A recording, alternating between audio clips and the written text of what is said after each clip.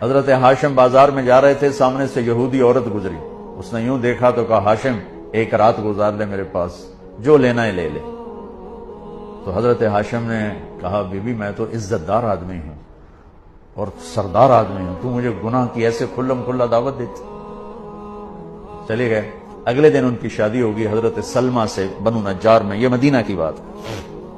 2-3 दिन गुजरे तो हाशिम बाजार से जा रहे थे, सामने से वही औरत आ रही थी। तो वो कुछ कहे बगैर गुजरने लगी तो उसको रोक लिया। उससे फरमाने लगे, तुमने मुझे गुनाह की दावत दी थी, शादी क्यों नहीं कर देती? तो उसने यूं देखा, कहने लगी, हाशिम मुझे गलत न समझना, मैं इज्जतदार औरत हूं, मैंने तेरे माथे पर नूर नबूवत देखा था, आखिरी नबी का नूर देखा था, तो मुझे तलब हुई कि वो मेरे पास आ जाए, मैं उसके लिए वसीला बनूं, लेकिन वो तो सलमा के नसीब में था, वो ले गई, मुझे नहीं चाहिए, मुझे गलत न समझो।